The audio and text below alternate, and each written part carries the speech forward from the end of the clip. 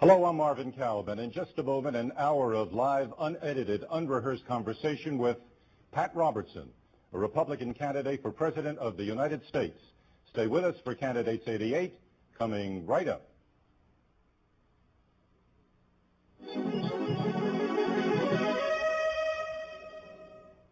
This series is made possible by a grant from the New York Stock Exchange Foundation as a public educational service.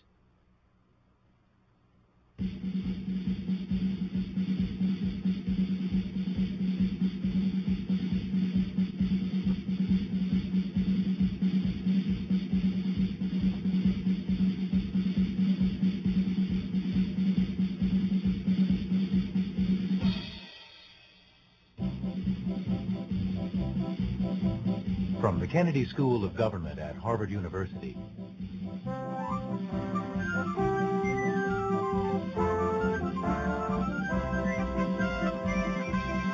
Candidates 88 with Marvin Kalb.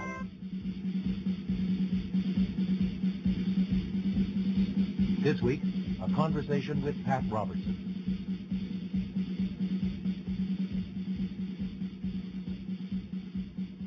Welcome to the John F. Kennedy School of Government at Harvard University. I'm Marvin Kalb, director of the Joan Shorenstein Barone Center on the Press, Politics, and Public Policy. When the Republican candidates get together for one debate or another, one thing becomes, in the words of a former president, perfectly clear.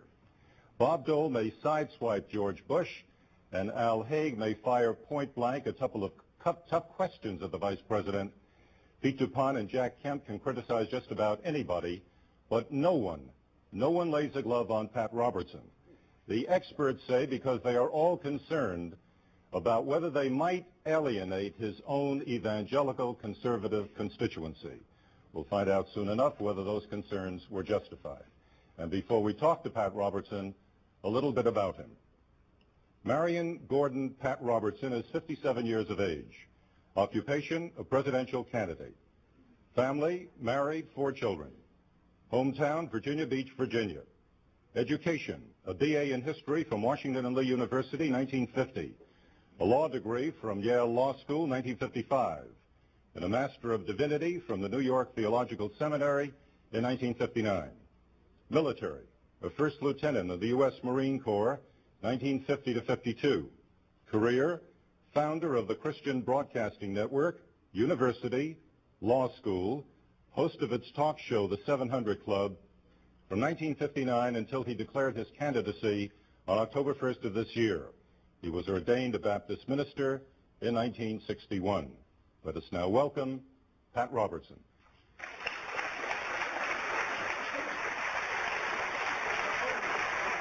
Thank you. Nice to see you. Thank you very much.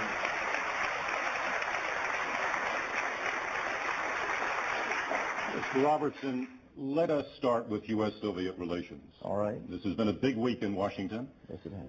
President Reagan and Mr. Gorbachev have signed a treaty eliminating a whole class of nuclear weapons, the medium and short-range missiles in Europe and elsewhere. And according to the latest poll, more than 70% of the American people feel that we are now entering a new era in U.S.-Soviet relations, a new era of cooperation. With that as the preamble, a couple of quick questions. You have described the president as a Neville Chamberlain. Do you believe that he has sold out the interests of this country to Gorbachev? Well, I would like to clarify that one. I was asked by ABC television to comment on a transcript from the New York Times, and I said the words that I read seemed to sound more like Neville Chamberlain in that interview than Ronald Reagan in 1980. But having said that, I'm cautiously optimistic about the treaty. My underlying concern has to do with decoupling our NATO allies from American military power and the overwhelming Soviet conventional superiority.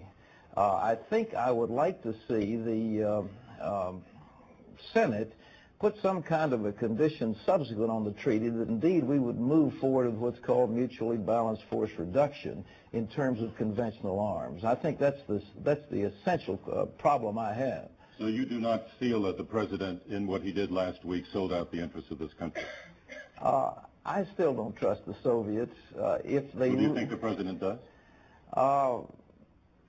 he has gotten what seems to be a pretty good treaty. The Wall Street Journal had an article of editorial a couple of days ago with a count that indicated they could be hiding some SS-20s up in the Ural someplace. But the experts, at least in our government, say it's a good treaty. I would still you're like... prepared to take the word of the experts on that? I'm still... have some internal doubts, Marvin, and the internal doubts have to do with Soviet human rights violations, their invasion of Afghanistan, some of their aggressive actions against other nations. Do you feel that the American people are right or wrong in believing overwhelmingly, as they apparently do according to the polls, that we are indeed entering a new era of cooperation with the Russians? I think we're in the midst of a classic Soviet peace offensive. That's been described in the past. Anyone who is the protege of the former head of the KGB makes me just a little bit nervous. I don't care how sweetly he smiles and what kind of furs his wife wears. Nevertheless, there's still that nagging doubt that these people really aren't sincere. Let the people out of the gulag, and let the Jewish refuseniks start going to Israel in large numbers, and I'll begin to be a little bit more sanguine about the chance for peace. Have you ever in the past supported an arms control agreement with the Soviet Union? The ones that I've seen so far, the main one that I had to comment on was SALT II, and of course the Senate rejected that. That was fatally flawed, and the Soviets have violated it. I don't think they rejected it. It never quite got to a vote, right? Well, it would have been voted down, I believe. I mean, if that's a technicality, but they would have rejected it, I believe. What about SALT I in 1972? Did you approve of that? I didn't really comment on it at the time, frankly. Well, what about now? Do you feel, as you look back, that the SALT I treaty, the ABM treaty, the SALT II treaty were treaties that you, as president, could have supported? Well, the Soviets have violated SALT I, from all I can gather. They have been violating the ABM treaty. This Krasnoyarsk radar array, for example, is felt by many experts to be in violation of the ABM. And what we have witnessed over these years is a mammoth buildup of Soviet capability. Nuclear submarines, conventional weapons, and very sophisticated nuclear forces. So instead of being in parity, we are considerably below their capabilities, and that worries me. The president said in an interview a couple of weeks ago, perhaps not even 2 weeks ago, with the network anchormen, in criticizing a number of people who were criticizing him, that they felt that a nuclear war between the United States and the Soviet Union was inevitable. Do you feel that a nuclear war is inevitable? I feel just the opposite, Marvin. I don't think that the Soviets will ever begin a nuclear war against America, and I don't think we'll ever start one against them. Why do you say that? Well, I think we both recognize the terrible dangers to both of our populations that would come from nuclear war. What I'm more concerned about is the type of blackmail that could come from overwhelming superiority. I think that the nuclear balance has kept us from at least a world war in the years since World War II, and I think although I hate nuclear terror, nevertheless it has restrained the superpowers. I hope we can keep some kind of balance so that we will still be restrained in the future. Mr. Robertson, you have been quoted in the past as saying that the struggle as you saw it between the U.S. and the USSR was between a Christian America and a satanic Soviet Union. Is that something that you still feel? I can't recall those exact words. That doesn't sound exactly like me, but I do know the Soviet Union is based on atheism, and we are a theistic people in the Judeo-Christian tradition here in America. I'm with Abraham Lincoln, if I can paraphrase. I don't think that the world can forever be half slave and half free. I think ultimately we must come down on the side of freedom. Lincoln said, if you familiarize yourself with the chains of bondage, you prepare your own limbs to wear them. And I just cannot get comfortable with the genocide of the Cambodians or the rape of Afghanistan or some of the other Soviet aggressive acts, especially against dissenters in their own nation. But then what would you as president do about things like Afghanistan? All right. First of all, I would step up the propaganda war. I think we need to call what is being done what it is. I think we have to build hope in captive peoples that one day there's a chance for freedom. Hasn't President Reagan been doing that? Well, I could do more. You asked what I would do. I would continue that and add to it. The second thing I would do would be to give aid and assistance to those brave men and women who are fighting for freedom in Afghanistan. I was over on the border of Afghanistan and talked to some of the Mujahideen leaders. They are wonderful people, and a few Stinger missiles has seemingly brought them a great deal of relief. As a matter of fact, the Soviets are having a tremendous loss there. I don't think that we should let up the pressure, and I would favor helping UNITA and Renamo and also the freedom fighters in Nicaragua. But isn't the President of the United States doing exactly what you say you would do? I'm not criticizing him. Okay. I'd continue it. You would continue the same program. Absolutely. Okay, in the Middle East, now here I know that I'm quoting you exactly because I've read it several times. Okay. You've cited chapter 38 of Ezekiel as your guide to what would happen in the Middle East, and you have said, there will be, quote, an invasion of Israel by Russia, Iran, Ethiopia, and Libya. When the smoke clears, Soviet Russia will be reduced to a fourth-rate power, and Israel will be the wonder of the world. This is what the Bible tells us will happen, and it will happen, unquote. Do you still believe that? Well, I'm a person who believes the Bible, and you will excuse me for a certain measure of pessimism. I said that about 1979 under the Jimmy Carter administration, and I was extremely pessimistic about the state of world affairs. It was also 82. But it was also in 82. I have seen some forces, a correlation of forces in the Middle East. Syria is a Soviet client state. I think that Iran, if things continue as it is, the course is presently on, will probably fall under the Soviet hegemony. And Libya has been a client of the Soviets, and these powers don't like Israel. And sooner or later, I think there will be a clash over there. I wish it weren't true. I'm not going to help it, but I think that we must realize that Israel is the last bastion of democracy in that Middle Eastern cauldron. And the Soviets have been attempting mischief in there for a number of years. That's why when I was talking with Shimon Peres, I'm not too much enthusiastic about the thought of the Security Council supervising a Middle East peace. I don't want the Soviets back in there. And Prime Minister Shamir was of the opinion that I share, that it should be bilateral talks between Israel and her allies, her neighbors. I would like, frankly, as president, to call a peace conference in Washington with Israel and with Egypt and with Jordan and with Syria to see if they couldn't work out their differences, hopefully to keep the Soviet out of the Middle East. And you really think that Syria would show up, or even Jordan? I think Jordan would if King Hussein could be protected from being assassinated, and I don't know about Hafez al-Assad. I would think sooner or later he will recognize that he cannot overwhelm Israel militarily and that the way of peace would be best for him. I'm an optimist in those things. I'm trying to understand indirectly the way in which the Bible may influence decisions. Mm-hmm. I don't think that has slipped past you. And what I wanted to know with reference to a specific issue like the budget deficit, mm-hmm. for example, again, you've been quoted, 25th chapter of Leviticus, that every 50 years God declares a year a Jubilee year, and that he would cancel all debts between the people. Now, if you were elected president, would you simply cancel all debts? Marvin, you're going to win the election right on this one program. So I assure you there are more debtors in this country than anything else.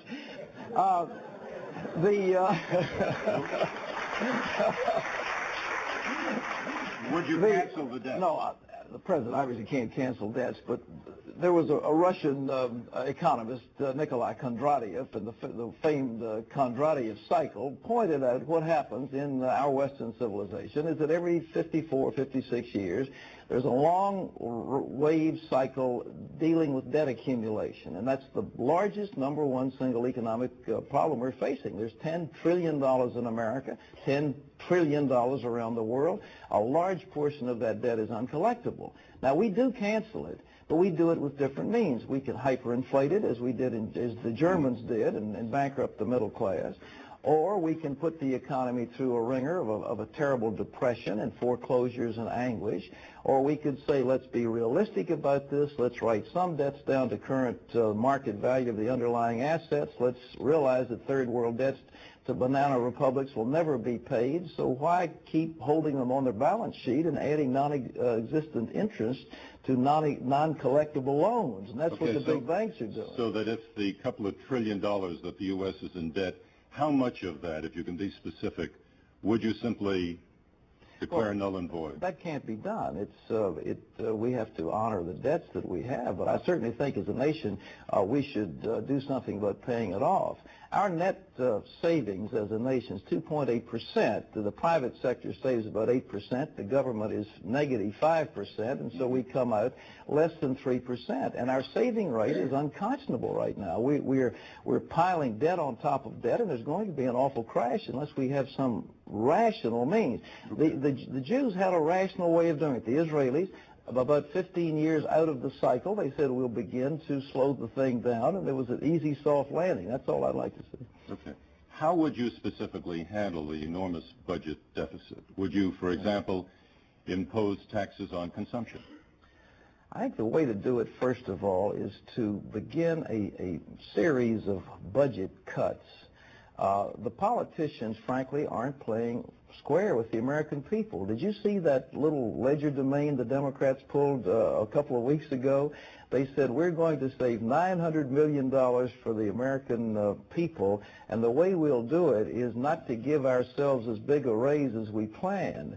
They gave themselves their third raise of the year, $2,700, and they said we won't add $900 million to raises for the rest of the federal employees. Well, that's nonsense. That isn't a saving. That's an illusion. I think we can get real savings of $100 million fiscal year 1990. 100 million? 100 billion, excuse me. And in 1991, fiscal year 1991, I would go for a balanced budget. And I think we can do it by cutting spending as opposed to raising at least the marginal tax rate. All right, then let me ask you specifically on raising taxes on consumption, and you can say yes or no. On a gasoline tax? I am not in favor of that because it would hurt the poor, and I think it's one of those things that would cause disruption to many, many people. What about cigarette tax? Well, I think that's a user fee. I think that half of the hospital beds, I was told by a doctor friend of mine, are occupied by people with smoking-related illnesses. I don't see why we couldn't have a little user fee for those who use cigarettes to help pay for their health expenses. Okay. What about alcohol? Same thing. Same kind of thing. One of the criticisms about Pat Robertson, which might not even be justified, but I raise anyway, is that on the specific economic plans, how you would get that budget deficit down to zero by 91, that you've really not been all that specific. So I have a question. All right. So that people understand. Is it that you really have no specific plans on these issues, or is it that the specific plans involve such bitter medicine for the American people to have to swallow and take that you really don't feel in a campaign that you want to give them and lay it out that way? Well, I told the Des Moines Register that any candidate who gets too specific about budget cuts will remain perpetually a candidate, and that's obviously true. But I'll be specific right here on this program. If we've got a few minutes, fortunately we don't have to break for commercials, so I'll lay out a few of them. Number one, the Heritage Foundation did a superb study and brought forth about $111 billion in easily attainable spending cuts or savings. One thing that they proposed that might be a little controversial but has some appeal is to index our bonds. With an index situation, it wouldn't be necessary to pay what's known as an inflation premium. They estimate that could save as much as $11 billion a year. If the federal employees and the military personnel were paid comparable wages to the private sector and they had retirement benefits comparable to the private sector, we would save $8 billion a year. If we were to privatize the postal service, for example, either sell it or give it to the employees, we would save about $2 billion a year. Now, I can go down the list, but I mean, it's that kind of thing. You can be very specific. You've also said that you would privatize Social Security. If you were to become president of the U.S., would you act on that immediately in a significant way? Well, the young people, especially, for example, students and young adults in this audience, need to understand that by the year 2015, Social Security will be bankrupt and there will be no money to pay them. And what I want to see is the beginning of a private system so their retirement will be subject to the vagaries of the political process in the year 2020 when the baby boom generation goes to retirement. But I'm talking about taking care of the elderly. We absolutely have to guarantee retirement to the elderly. That's a given in politics. But I would like a gradual privatization of benefits so that people could begin paying maybe a quarter of their Social Security payments into what would amount to a compulsory private tax-sheltered IRA program. 40 years down the road, it would be totally privatized. Gently, we could do that. It would be a great boon to the insurance companies, a great boon to the banks, to the stock market, to the financial intermediaries of our country. Mr. Robertson, I want to switch subjects. All right. You have spent most of your adult life as a reverend, a Baptist minister. Mm-hmm. I mean, you're now running for president, and that started on October 1st in a public declared fashion. That week, I resigned my ordination. Right, yeah. Right. But I do want to talk to you about God, all right, which is obviously a word and a concept fairly awesome. Yes, it is. You have said in the past that you have actually talked to God. Mm-hmm. I just want to be clear. Is that correct? Well, I pray, and prayer itself is a conversation between a creature and the Creator. Mm-hmm. So, I mean, and I think it's a two-way conversation. But do you have a two-way conversation in that you feel that you actually hear a voice that comes back to you? Well, I think there's a question of a peace in a person's heart. It's my wife and I are so close, it isn't necessary for us to verbalize. Many times we just have great empathy with one another. We understand what each other is feeling or thinking. And I think in the spiritual realm, the relationship with the believer and his or her God is much the same way. There's an intimacy that comes with somebody who's known somebody for a long time. You know, I told a Los Angeles Times reporter, I said, can you imagine a guy working for IBM for 30 years and his supervisor never once talked to him? I mean, I've been working for God for all these years, and, you know, sooner or later he has to communicate what he wants me to do. But you have said,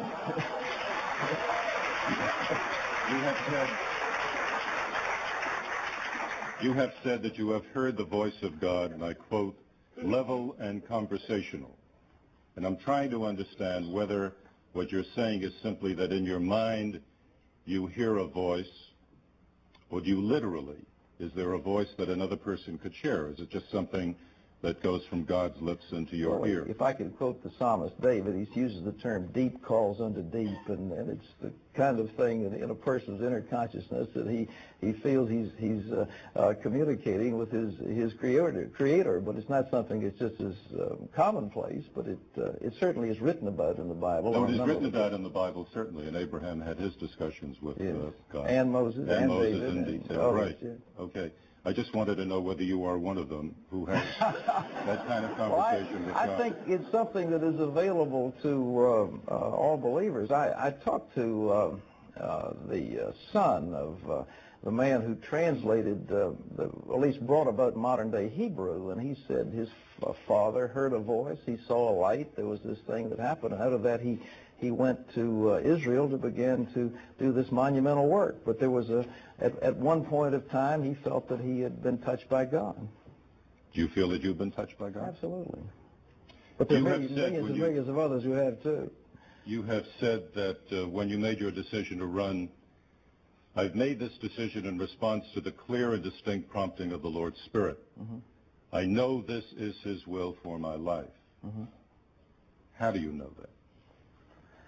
There's a peace. The Apostle Paul said, let the peace of God be an umpire in your heart. And I think when a person has peace, if he has lived in the type of life that I've lived for 30 years, he knows that peace, and the peace was there, that this was the right thing to do. It's been a very costly decision. I walked away from an organization that I had spent 25 years building and a very satisfying life, and gave up a salary and a job, and it was quite a sacrifice, and you don't do things like that lightly.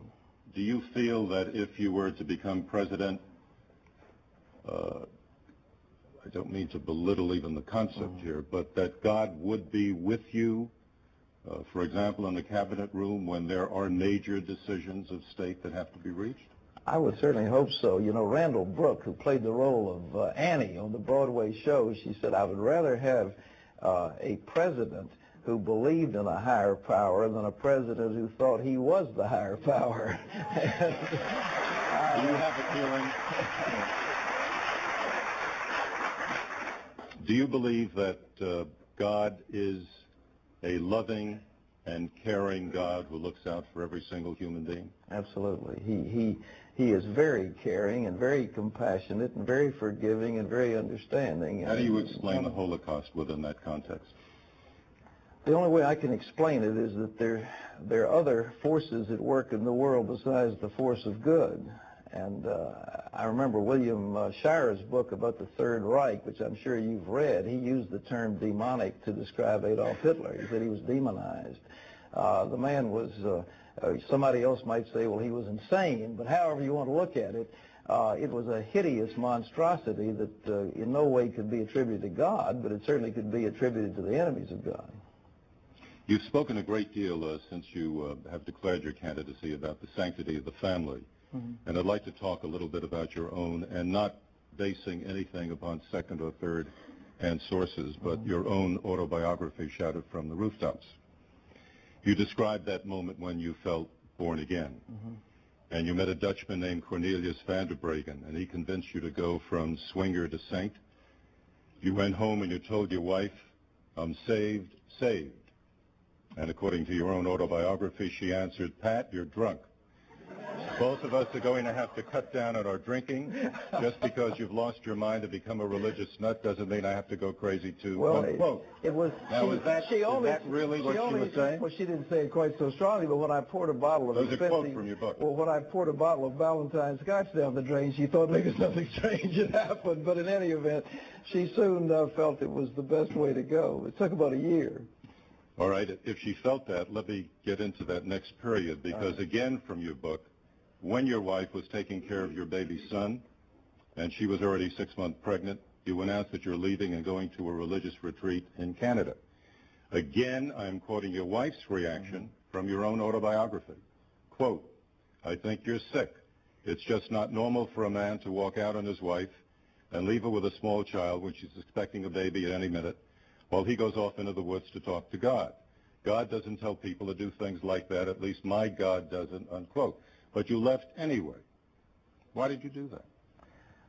It was 1 month time. I was in business in New York, and I was up to my hips, if you will, in the Wall Street type of life, trying to pursue a dollar and to be a success in business. And I was making a very definite transition at that time of my life, and I needed to be with some people to have a little bit of teaching. There were a group of college students at a place called Campus in the Woods in Canada, and it was something that just had to be done. It had to be done for me to get me into a new life, and everything was fine. Everything was fine at home. There wasn't any problem, and as I say, I have, at this point, I have 4 beautiful, well-adjusted, tremendous children who, but I mean, that... Mr. Robertson, no question about that. 30 days was a key time in my life. It had to be done. There are times a man has to do things, and... But she asked you, she begged you, in fact, to come back. She said she needed you. Well... I put this within the context of your current statement about the sanctity of the family. Absolutely. But so why'd you do it? A husband doesn't always have to do everything his wife asks him to do. I mean, you know, there is some give and take in marriage, and we don't totally give up our personality just because we get married. With your own organizational abilities in the political sphere right now, you've certainly put the fear of God, if I can borrow an expression, into your Republican colleagues for the nomination. But, according to a very late poll, 55% of Iowa Republicans and 61% of New Hampshire Republicans are giving you an unfavorable rating. My question for you is, do you think that that is because many Americans are still concerned about vesting their future and their fortune, their country, in the hands of a person they regard as a religious figure rather than a politician? Well, but after the debates, I think the first of the debates that we had together with Bill Buckley in Houston, my negative ratings in New Hampshire dropped, I think, 12%. We've found in focus testing that it takes about 5 minutes in a hostile group watching me talk on issues to shift them from very negative to at least I'll give him a second choice or look and maybe over to positive. Mm-hmm. So I haven't really done any of the so-called image building on television dealing with issues, and people just don't know who I am. When they listen and hear what I'm saying, then they change perceptively and dramatically. I've been filtered through the media, and to say the media is fair or favorable to my candidacy would be one of the overstatements of the year. You think it's fair? No, it hasn't been fair. It hasn't been favorable. A program like this is wonderful because we can talk unedited, uncut, and the people can see and judge on the basis of issues what I have to say. But until that happens, it's a straw man that they're dealing with. They think I'm someone else, and I don't blame them if all they had to do was read some of these newspaper reports. Just for a couple of minutes now before I finish my part of the questioning, Joseph Brodsky was the winner of the Nobel Prize in Literature just this past week, said, "There is no doubt in my mind that should we have been choosing our leaders on the basis of their reading experience and not their political programs, there would be much less grief on earth," unquote. Do you yourself read a good bit? I read a considerable amount. I think last year I estimated maybe 25 books. When I was doing a TV talk show, I had an author a day practically, and I had to read just continuously. But I read a number of periodicals, publications. I'm not reading as many newspapers as I used to, but I do read the London Economist, and I read a number of economic papers. But on books, what is the last major book you feel that you've read? Well, I've read a number of them on politics, which don't count, but the last line... No, they can't. Well, I read it from the left and the right, but I think Manchester's book, The Last Line on Winston Churchill, was one of the most key. I read a major book on Saudi Arabia called The Kingdom, about the Ibn Saud, Hafiz al-Assad. I mean, what is his name? Abdul Aziz Ibn Saud. It's an excellent book, but the one on Churchill, I think, is a standout of recent... Which is the last one that you've read that you feel has really is something that you'd like to tell your children, that you've got to read this to grow up? Paul Johnson's book called Modern Times. It was an enormous thing, but it took forever to get it finished, but I did finally finish it. It was an excellent book, and I would recommend that to anybody watching this show. Okay. Mr. Robertson, we reached that part of the program where I stop, that blessed part of the program where I stop asking the questions and we go into the audience. I know 3 people who will get a chance to ask a question. I don't know what question they're going to ask, and I don't know all of the others who are now making their way to microphones to ask questions. I would like to say, please, when you ask your question, keep it brief and just keep it a question and no speech. And Mr. Robertson, it'll help us too if your answers are on the brief side. We get more questions. As quick as I can. Let us start from the audience first with Sonia Michelle, who teaches here at Harvard and has a particular interest in the role of women in our society. Yes, I want to return to this issue of the family that Mr. Cal started with. And ask you about several of the policies you mentioned in terms of the family. The first is you call for a tax incentive to enable women to return to the home. If you could possibly convince American women who now hold jobs to return to the home, something I'm rather dubious about, how could this country possibly afford to compensate families for the income that they would lose if women give up their jobs? And wouldn't this interfere with your stated goal of reducing the deficit? Second, you've called for the ending of welfare programs to AFDC mothers, welfare payments. Aren't those payments there precisely to enable women to stay at home with their children, and wouldn't you be thus undermining the very goal you've set out? And how could those low-income or no-income women possibly benefit from a tax incentive program? Gracious. Take any one of the three. Yeah, sure. All right. I'll take overall some of my positions that you said have been somewhat misstated, if you excuse me saying so. But on average, working women, many of whom have to work for a minimum wage, get a take-home net income of about $1,800 a year after they have paid taxes, child care support, necessary clothing, transportation, food, etc. It's minimal.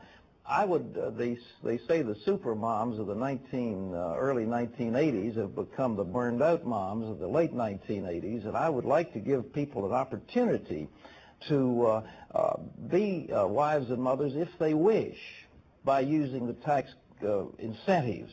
But I've said repeatedly, as a matter of fact, every time I've said this, that I believe as a nation we must make available career opportunities for women who wish to have worthwhile careers. And I'm absolutely committed to the proposition that if women do equal work with men, they should be paid equal pay with men, without question, as a national goal. And I tell you, in my campaign, I don't know what I would do without the women that are involved. The head of our Michigan operation was a woman. The head of our Iowa operation is a woman. The head of our communications is a woman. The head of our voter ID and turnout is a woman. And I could go right down the line. We have probably more women in high positions in my presidential campaign than any other candidate of either party. So I am totally committed to making places available for outstanding women who wish careers. So I don't want to cut back on any payments. Now, you mentioned aid to families with dependent children.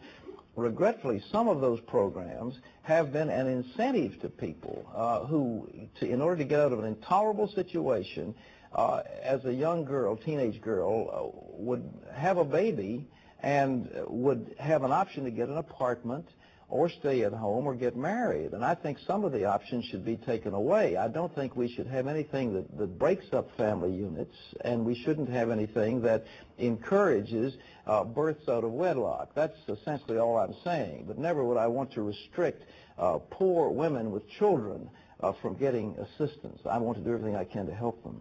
The next question is in the balcony, please. Yes. Reverend Robertson, you've been quoted as saying that you would look forward to the day when children in public schools can pray again. I'd like to know what religion's prayers you'd like them to pray, and what about the other religions that are there in the school? I am more concerned about a return to the moral values that we had in our school system when our education was great. I was reading a very excellent article by Rabbi Haberman last night in the Policy Review, and he was mentioning that the bulwark we have against tyranny in this country is our firm belief in God and our firm belief in some standard of authority above government. Otherwise, dictators can do as they please. There needs to be some ultimate recourse to which we can go. And I'm afraid in our schools that we are not teaching people that. I would like to see some return to a transmission of the moral values of our society. The prayer part is not near as important as the moral part, that we come to a moral framework in our education, and I think we're not doing that now, and that's the thing that has concerned me. But surely the Supreme Court overruled an Alabama statute that permitted the children a moment of silence. They could have prayed to any God they wanted to, in any form they wanted to, and the Supreme Court wouldn't even let them be quiet at the beginning of school. So I think that is reductio ad absurdum, and some of the, as Daniel Moynihan has said, the Supreme Court decisions dealing with the Establishment Clause are an intellectual scandal, and I tend to agree with that. Next question here, please. As a United Methodist minister myself, I'm interested in how you, as a pastor, understand your goals as a politician. Reverend Jackson phrases his political aspirations in terms of God's desire for social justice. And it seems in what you've just said that you phrase your desire for political ends in terms of God's own morality, or your Christian fundamentalist concept of what is God's morality. As president, what sorts of morality would you like to see legislated? Well, I wouldn't want any morality legislated. I don't think that's the appropriate role of government. What I would like to see is some common sense policies. It isn't a question of being left-wing or right-wing. It's a question of being smart or stupid. Some of the things we're doing are just dumb. Going bankrupt is dumb. I mean, it's just, you know, to rob the patrimony of your unborn children is immoral in my estimation. I think failing to meet the needs of the poor and the really downtrodden in a society, these things are wrong. I'm a conservative insofar as I believe in certain fundamental principles, but I'm also a conservative with a human, compassionate face. In the organization I founded in the private sector, I have helped feed, clothe, and house about 25 million poor Americans in the last 10 years. And in the last 3 years have helped train 123,000 people how to read and write, primarily in the inner cities, without taking any money from the federal government at all. The question in my mind is, do we allow the churches, the other mediating organizations in our society, private enterprise and private individuals, to take a substantial burden of the task of helping people in our society, or do we put it all in Washington and centralize power and turn this country into a welfare state? I would rather have it at the lowest level of government, in the state level, the local level, and in the private sector. And it's just a question of how you can accomplish things the most expeditiously, not whether or not you do them. Mr. Robertson, avoid the subject of homosexuality and the subject of abortion and the subject of the rights of battered women within a family. What are you talking about? These are also moral issues on which you would have a position. I have done any number of programs about battered wives. I've had them on my program to talk about it. I think it's shameful. But why would I want to avoid something that's my specialty? It's just interesting to me what you choose to lift up as a moral prerogative. Well, you think homosexuality is? I don't understand the question. I missed it totally. Mr. Robertson, I'm going to ask you once again. Make it short. Please shorten up the answers. All right, okay? Right here, please. Mr. Robertson, totalitarian states often use schools to indoctrinate children with their own ideologies. How is your plan to bring your own version of God and morality into our schools different from this? And shouldn't schools in a democracy teach children the skills needed to decide for themselves between different views instead of telling them what to believe? You think the schools today are doing a good job of giving the children a choice of what to believe?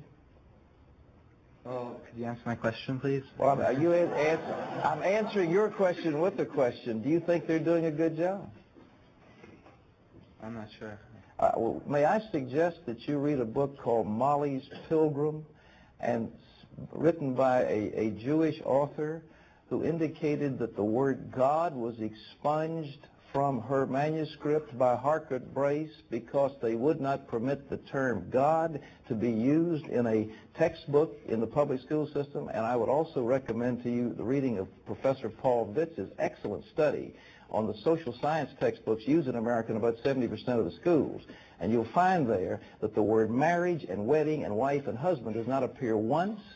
There is no primary reference to religion in any of those books whatsoever.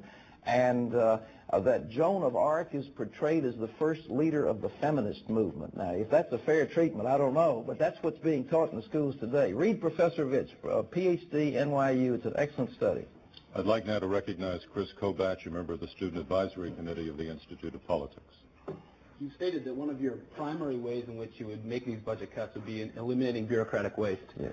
Reagan tried the same thing in 83 and 84 with the Grace Commission, and furthermore, and met with little success. And academics like James Q. Wilson have said that in order to meaningfully reduce waste, you have to create more rules and procedures, i.e. more red tape, which is self-defeating. Now, given these constraints, where specifically would you find enough waste to balance the budget, and how would you cut it out? Well, I mentioned 3 or 4 in an earlier discussion with Marvin Kalb here.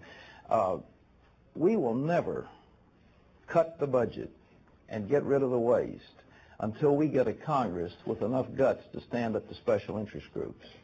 As long as we have the special interest groups with their money, with their PACs, with their enormous political power, the general average Joe in the general population doesn't stand a chance. I read an article in USA Today earlier this past week, quote, Congress doesn't have the guts to balance the budget, and then there was a quote at the bottom from a congressman from California who said, I love pork barrel, that's what gets me elected. Well, if we're going to have men whose only job, or women whose only task is to get themselves reelected every 2 years instead of people who care about the next generation, then we will continue this shocking thing. There's got to be enough outrage at the grassroots to say no more. And in order to do that, it will be necessary to overcome a huge entrenched bureaucracy. And can you do it? It will only be done at the precincts of America. It will never be done as long as power is concentrated in Washington. I mean, it's just that simple. The next question in the balcony, please. Yeah, a couple years ago on your 700 Club program, you stated that only Christians and Jews are really fit to hold office in the United States. I'm wondering, as someone who is neither a Christian nor a Jew, why I shouldn't be terrified by that somewhat un-American statement? I'm not sure it's all that un-American, but what I would, if I could rephrase that in the Constitution of the United States says there shall be no religious test for any office or position of trust under the United States. And I totally agree with that. And as president, I'm sworn to uphold the Constitution, which means there can be no religious test for any office or position of trust. There cannot be one. That no Christians and Jews. Yeah. I mean, what I say, You've asked the question. but what I say in a philosophical sense as a minister 3 or 4 years ago does not necessarily apply to somebody who's raised his hand and sworn on the Bible to uphold the Constitution. Now, if I could rephrase, though, that statement to make it a little bit more understandable, our institutions were crafted by people who had a theistic point of view. And it seems to me that we would best maintain them by those who agreed with the underlying philosophical principles of the Founding Fathers. And that essentially is all I'm saying. And I've felt that, but there's no way that an elected official can do such a thing because the Constitution says no religious test. And I abide by the Constitution. Next question right here, please. Dr. Robertson, if you were elected president, would you continue the current administration's policy of financing loans to communist and Eastern Bloc nations? I think that would be one of the first things I'd want to cut out. It seems like to me it's somewhat counterproductive to spend $300 billion a year to defend America, while at the same time our banks and financial institutions are shoveling out billions of dollars. It happens to be $120 billion now that the East Bloc countries owe the free world to essentially prop up communist tyranny. I think it's immoral, I think it's wrong, and it ought to be stopped. And that I might add, you mentioned the percentage. It's about an 83% issue in America. The American people don't like it at all. They feel that somehow it makes no sense to defend against communism and to prop up communism with our money at the same time. Question right here, please. Mr. Robertson, some weeks ago, the New York Times published a very long article comparing your candidacy to Jesse Jackson's. I'd like to ask you, in your view, are you or are you not the Jesse Jackson of the Republican Party? Well, I'm not for a number of reasons. First of all, Jesse Jackson represents a rather leftist view of American foreign policy particularly. Although he's ameliorated some of his views, he comes from that point of view. When he went to Cuba, he says, long live Castro, long live Che Guevara, long live the revolution. Now, that does not accord with the vast middle of the American people. The views that I hold are pretty much traditional mainstream America. Furthermore, Jesse has never had the business experience I have. I've run a complex of companies that had yearly revenues of about $200 million a year. I've started a fully accredited graduate university, including 5 graduate schools and a law school. I've been involved in business dealings in maybe 20-some nations and have done a number of things that he just hasn't done. And I think that the similarities are going to cease when people begin to realize that the base supporting me is vastly larger than the group that is supporting him. Question in the balcony, please. Mr. Robertson, as an American Hispanic Christian, I seriously question your commitment to peace and justice and to the diversity of America. I'd appreciate a question, please. Do you have a question? My concern is focused on two things, and I'd like you to answer to them. One is your 700 Club's international level support of the most devastating counterinsurgency campaign to take place in Central America and Guatemala. And the second is your exhortation to your listeners of the 700 Club to support the Contras. You have a question, please. Yes. My question is, how does that reflect a commitment to peace and justice if you were to be a foreign policy president? It's an interesting thing that the place that we will find suffering in the world and refugees and heartache will be in those nations such as Cambodia, Ethiopia, and Nicaragua, where there has been communist tyranny. The organization that I founded helped the airlift of medicine and food to refugees in a number of Central American countries. I personally took about $1,200,000 worth of medicine to Guatemala that was passed out through evangelical clinics to help poor people in that country. There was no funds and no medicine and no food given to any vicious counterinsurgency movement. But I would point out to you that had there not been a revolution in the United States of America, where people in this city, particularly in Boston and in other cities in New England as well as the original colonies, were willing to stand up for freedom, we would not have had a nation. And I think America needs to have a commitment to freedom that is as strong as the eloquent statement of John F. Kennedy that he made at his inauguration. And I cannot see that we can have a world, as I've said before, that's half slave and half free. And I personally, as president or as an individual, am on the side of freedom, period. Question right here, please. Yes. Mr. Robertson, what do you see as the fundamental source of friction in the American-Soviet rivalry? Is it nuclear weapons, a classic great power struggle, ideology, or any combination? Well, according to Alexander Solzhenitsyn, the nexus of the Soviet system is a belief that the state is all-powerful and that individuals are merely pawns within the state. The genius of the American system is that we believe that people have God-given rights and that the rights of the citizens are superior to the rights of government, that government is our servant, not our master. The Soviet system believes the exact opposite, that government is the master and people exist essentially for the pleasure of the government. And that is, in my estimation, the great struggle between freedom and slavery. And that's why there's a clash of the ideologies. Question right here, please. There are reports that there are still POWs in Vietnam. Mm-hmm. Would you please address this and address the concerns of the families that are involved? One of my reporters named Gary Lane has done probably the most exhaustive study on that subject. He is convinced that there are indeed Americans still in Laos and that we are abandoning them. I don't know because I don't have any first-hand information, but I know Captain Red McDaniel, who's a great American hero who was a POW for many years, is convinced that there are people there. Regretfully, this is the kind of thing that we swept under the rug because in order to get them out, it will require a commitment of will that our leaders perhaps don't think we have.